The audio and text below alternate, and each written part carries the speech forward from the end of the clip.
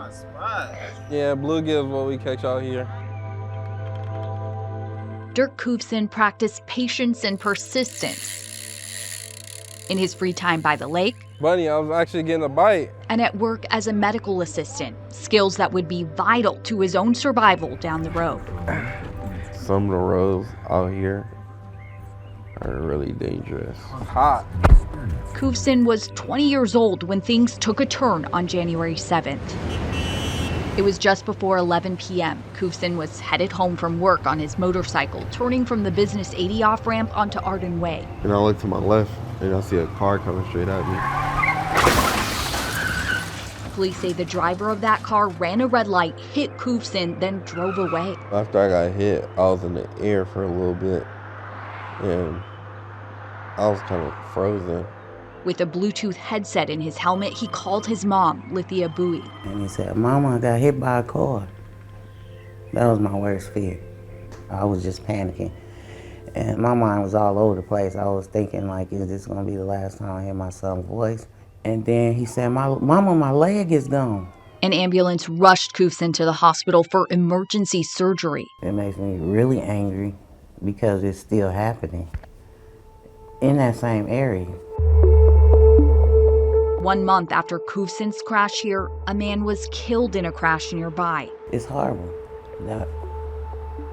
Something needs to be done. To find out what's being done, KCRA3 Investigates went to the City of Sacramento's Transportation Division. There were 2 serious crashes there within the first 2 months of this year. Is that an area that you're concerned about? It is. Well, honestly concerned, we're aware of the issues. We applied for a grant about 1.5 years ago to look at that corridor, and we were unsuccessful. Jennifer Donlin Wyant says Arden Way is on the city's top 10 list of corridors that are most dangerous, areas identified for improvements as part of Vision Zero. Vision Zero's philosophy is that crashes are not accidents because they're preventable. So to try to prevent them, in 2018, the city came up with a plan. The goal, bring crashes with serious injuries or deaths down to 0, and do it by 2027. The only problem, we're just a few years away, and the numbers are actually driving up. KCRA3 Investigates requested this data from Sacramento police, and you can see since Vision Zero, those serious crashes have climbed. Is this plan working? Well, I like to think that the investments that we've made have saved lives. She believes without Vision Zero, crashes would have climbed even higher, pointing to road work like on Broadway, reconfiguring and reducing traffic lanes, data-proven countermeasures. But the bump in the road there, this process to slow drivers is slow itself. It can take anywhere between 8 and 20 years. Partly because of the time it takes to get local, state, and federal grants. What do you say to people who think something needs to happen sooner? Well, I sympathize and I empathize because this is something that I'm also really passionate about and believe that we can do better. Which brings us back to Arden Way. Remember that grant the city was denied the first time? Well, they tried again, and this time we're really excited that we were selected for this grant. Funding for the planning phase of road work to curb serious crashes like Koofson's. Yep. Police never found the driver who hit him. His focus, though, is raising his 1-year-old daughter, Kylie, and going to physical therapy. He was like, it's okay, Mom. I know my leg is gone, but I still have my hands. He said I can still hug, I can still hold Kai, I can still go fishing. Koofson is still trying to tackle the challenges in the road ahead with patience and persistence. In Sacramento, Lysée Mitri, KCRA3 Investigates.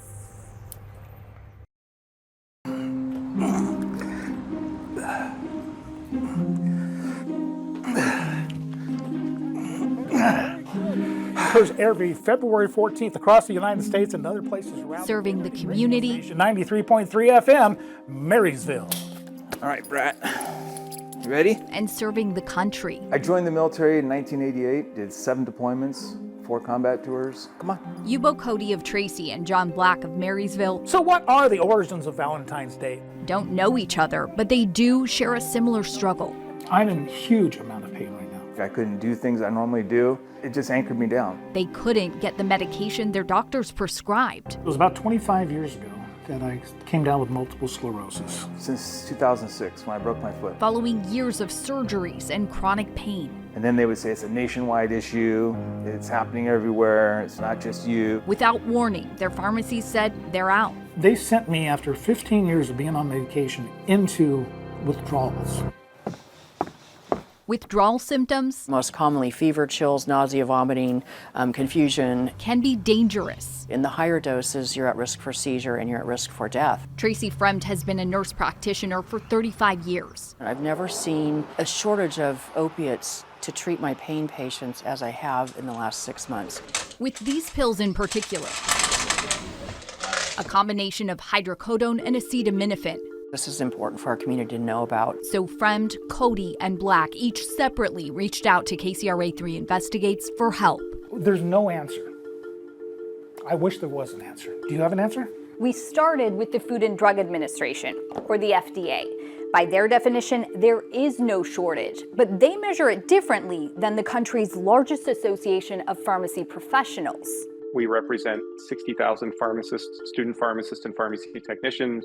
The American Society of Health System Pharmacists tracks drug shortages and says there may be a few reasons for this one, starting with the Drug Enforcement Agency, or DEA, which sets a limit each year on how much of these pain pills can be made. The bad news is that toward the end of the calendar year, we think some of the shortages may have been due to those DEA quotas. Some companies restricted from making more, while others might not even meet their quotas because of unexpected production issues. Regardless, year after year, the DEA has reduced quotas for manufacturers. A lot of that goes back to the opioid crisis and the opioid epidemic. Overdoses fueled by the abuse of pain pills, sparking thousands of lawsuits against drug companies, pharmacies, and distributors. Do you feel like you're getting caught in the middle? I do. Rules meant to protect the public. Don't punish the people that really do have to take it. Having unintended consequences for patients in pain. It's unconscionable. Making it tough for them to get back to doing what they love. All I want to be able to do is give back to the community, and this thing is not allowing me to do it. Well, ladies and gentlemen, coming up, it's Let's Talk History. Lysée Mitri. Okay, let's go home. KCRA3 Investigates.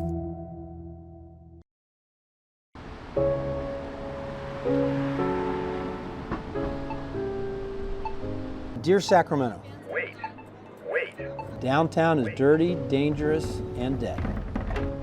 A small business owner's open letter. In fact, I've never seen it so dirty, so dangerous, or so dead. To the city he loves. A light needed to be shined downtown. People needed to know what was actually happening. J.E. Pano owns the Roostaller Tap Room. Moved to share his message a few months ago after he says someone wandered in to use the restroom, then wouldn't leave, harassing and even hitting his taproom manager. And even after the police getting involved, nothing happened. Concerned about the response to homelessness and crime, he called out city leaders. Is downtown dangerous? No, I think we dedicate so many resources on a day in and day out. It is one of these, I guess, glass half empty, glass half full questions.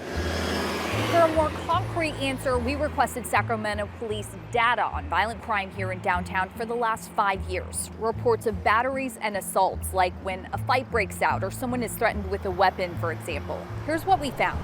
We saw a slight dip in the number of batteries last year compared to the year before, but compared to pre-pandemic numbers, they're still high, and the trend was similar for assaults reported downtown. Obviously, we look at the numbers and we go, okay, why did these numbers change? Officer Cody Tapley says part of it might be because the department started tracking crimes differently last year. That, plus the lingering effects of the pandemic. With more people going out and about, there's obviously more likelihood for crimes to occur. There's more people to report crimes occurring. We also looked at where those crimes happened last year. Most were reported near Doco, while other top spots included 9th and I near Cesar Chavez Plaza and 8th and J near this 7-Eleven. It's just interesting to watch that be the one spot that's like, you know that there's going to be police cars there every night. I know Takumi across the street decided to close their doors. A lot of because of that, and same thing with the eyeglass place that's over there. Angelica Feldman opened nearby Flora and Fauna Provisions. Thank you so much, appreciate it. Earlier this month. Did you have any reservations or concerns about crime? A little bit. One night, she says she heard gunshots. And a few minutes later, we saw a young man run by and he had a gun in his hand. I think it was just shocking more than anything. But her business has surveillance cameras and 24/7 security. Overall, she says she feels safe. And I think with the King Stadium, you know, that's really helped a lot. It's brought a lot more people into downtown. We are beginning now to recreate the momentum that we had prior to COVID, and it's going to take a lot of work. So is it just a matter of time? I mean, what's your message to business owners who are frustrated? We are continuing to pay tremendous attention to bringing back downtown. Some business owners aren't sure how much longer they can hang on. We have hope, but it's not hope eternal. It is diminishing. In Sacramento, Lysée Mitri, KCRA 3 investigates.